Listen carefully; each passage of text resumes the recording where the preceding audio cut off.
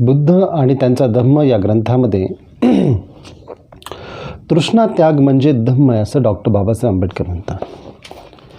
धम्मपदामध्ये भगवान बुद्ध असं म्हणतात, सर्वात अधिक लाभदायक गोष्ट म्हणजे आरोग्य आणि सर्वात मौल्यवान धन म्हणजे संतोष.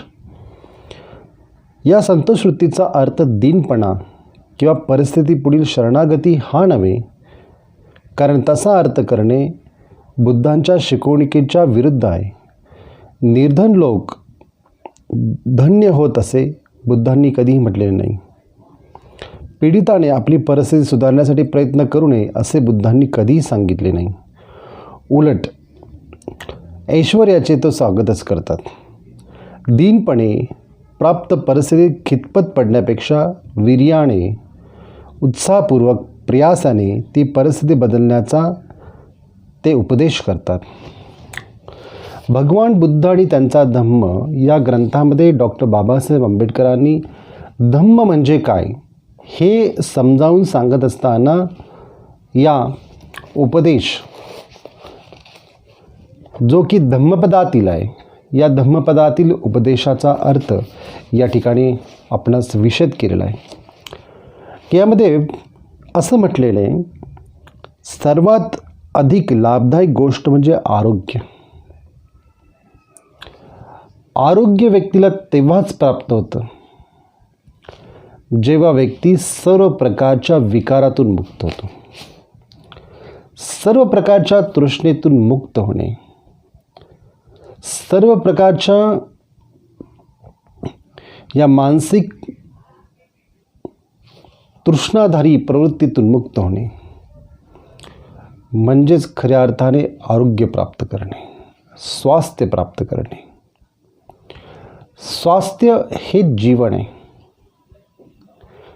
आजच्या काळामध्ये प्रत्येक व्यक्ती स्वास्थ्य प्राप्त करण्यासाठी धडपडत आहे. आजच्या काळात अनेक लोकांकडे धन आहे, संपत्ती आहे, समृद्धी आहे, पण स्वास्थ्य नाही. स्वास्थ्य हे व्यक्तीच्या मानसिक शांतीवरती अवलंबून असतं. हे व्यक्तीच्या मानसिक समाधानावरती अवलंबून असतं, संतुष्टीवरती अवलंबून असतं. परंतु ज्या ठिकाणी मानसिक समाधान नाही, संतुष्टी नाही, शांती नाही, त्या ठिकाणी माणसाचं जीवन सदोदित कुठल्या ना कुठल्या आजाराने व्याप्त असतं. म्हणून बुद्ध धम्मपदामध्ये या पद्धतीने उपदेश करतात की आरोग्य हे सर्वश्रेष्ठ धन आहे. आरोग्यासारखी गोष्ट दुसरी कोणती नाही. धन आणि त्या धनातून स्वास्थ्य निर्मिती असं जर जीवन असेल तर निश्चितपणे त्याचं स्वागतच आहे. परंतु धन पण आहे, मात्र स्वास्थ्य नाही, मात्र आरोग्य नाही, तर मात्र जीवन कुठेतरी विस्कळीत झालेलं आहे. म्हणून बुद्धांचा जो उपदेश आहे की जो राजा प्रसेनजित यांना हा केलेला उपदेश आहे की एकदा राजा प्रसेनजित सकाळचंच न्याहारी उरकून तथागतांचं दर्शन घेण्यासाठी, तथागतांना भेटण्यासाठी ज्या ठिकाणी तथागत बुद्ध होते त्या ठिकाणी तो गेला. बुद्धांना प्रणाम करून बाजूला बसला आणि बाजूला बसल्या बसल्या बुद्धांचं ज्यावेळेस धम्म प्रवचन चालू झालं त्यावेळेस राजा प्रसेनजित त्याला झोप यायला लागली, त्याला आळस यायला लागली.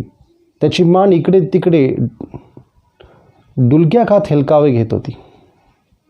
अशा वेळी तथागतांनी त्याच्याकडे पाहिलं, राजाकडे पाहिलं आणि राजाला विचारलं की आज महाराज तुम्ही आराम केलेला नाही का, तुमची झोप पूर्ण झाली नाही का?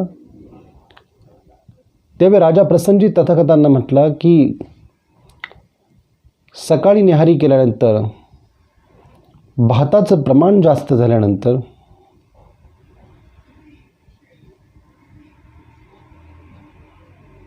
या ठिकाणी मला थोडासा आळस आणि झोप यायला लागली आहे. तथागतांनी त्याला सांगितलं जेवणामध्ये भाताचं प्रमाण कमी कर. जितकं अन्न तू ग्रहण कर त्याच्यातला 16वा भागच अन्न ग्रहण कर. इतकं अन्न ग्रहण केल्यानंतर 16 म्हणजे तथागतांनी दिलेल्या उपदेशाप्रमाणे राजा प्रसेनजितने अन्न घेणं कमी केलं. त्यामुळे अगदी खूप जाड असूनही, लठ्ठ असूनही राजा प्रसेनजित हळूहळू त्याचं वजन आणि त्याचं शरीर यष्टी कमी झाली. त्याच्यामध्ये अधिक स्फूर्ती आणि धैर्य उत्पन्न झालं, बल उत्पन्न झालं. त्याचा जो भाचा होता सुदर्शन, त्या भाच्याबरोबर त्याचे नेहमी विवाद व्हायचे. ते विवाद पण त्याचे संपून गेले. त्याची जी मुलगी होती मजिरा, या मजिराचा विवाह त्याने त्याच्या भाच्याशी सुदर्शनशी लावून दिला आणि त्याची मूल्यवान जो हिरा होता तो हिराही त्याला प्राप्त झाला. त्याने आपल्या भाच्याला एक शहर दान केलं आणि तथागत आणि भिक्खू संघाचा विश्वास प्राप्त करण्यासाठी आपली नात हिला तो नेहमी तथागतांकडे घेऊन येत असे किंवा घेऊन आला. हे सर्व त्यांनी तथागतांना सांगितलं आणि तथागतांना तो म्हटला की मी आता समाधानी आहे, आरोग्य मला प्राप्त झालेले आहे, विश्वास मला प्राप्त झालेला आहे. त्यावेळी तथागतांनी या प्रकारे गाथेमध्ये सांगितलं की सर्वात अधिक लाभदायक गोष्ट म्हणजे आरोग्य आणि सर्वात मूल्यवान धन म्हणजे संतोष, संतुष्टी, समाधान. या संतुष्ट वृत्तीचा अर्थ दीनपणा किंवा परिस्थितीपुढील शरणागती हा नव्हे. म्हणजे जे समाधान आहे, म्हणजे जी परिस्थिती आपल्याला सुधारण्यासाठी पुढे पुढे जागा देत नाही किंवा आपली सुधारणा, आर्थिक सुधारणा होत नाही, त्याच्या पुढे आलेली शरणागती नवी आहे. कारण तशा प्रकारचा अर्थ बुद्धांच्या शिकवणुकीचा निश्चितपणे नाही आहे. निर्धन लोक धन्य होत असे बुद्धांनी कधीही म्हटले नाही. पीडितांनी आपली परिस्थिती सुधारली आणि ती सुधारण्यासाठी त्यांनी प्रयत्न करू असंही तथागतांनी कधी सांगितलं नाही. उलट प्रत्येक ऐश्वर्याचे तथागत स्वागतच करतात. दीनपणे प्राप्त परिस्थितीत खितपत पडण्यापेक्षा प्रयत्नपूर्वक आणि उत्साहपूर्वक प्रयासाने ती परिस्थिती बदलण्याचा तथागत उपदेश करतात.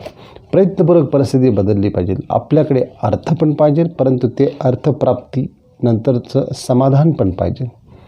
कारण समाधानाने एक चांगली धनाची प्राप्ती होते, जे की तुम्ही अनेक धन प्राप्त केल्यानंतर, अनेक ऐश्वर्य, सौंदर्य प्राप्त केल्यानंतर, समृद्धी प्राप्त केल्यानंतर तुम्हाला प्राप्त होत नाही.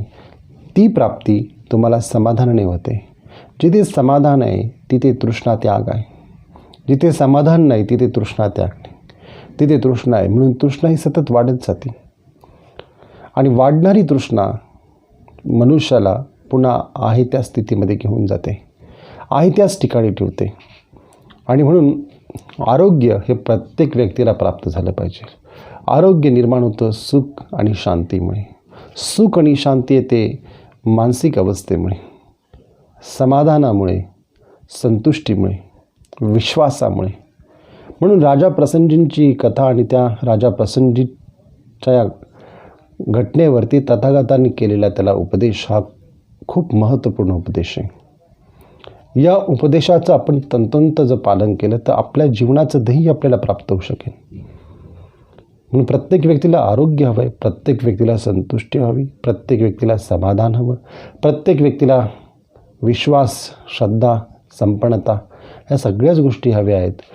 त्या गोष्टी त्याने आहे त्या स्थितीमध्ये त्याला प्राप्त करणे किंवा त्याचा बोध त्याच्यामध्ये निर्माण करणे, यातच जीवनात धम्माची प्रगती आहे.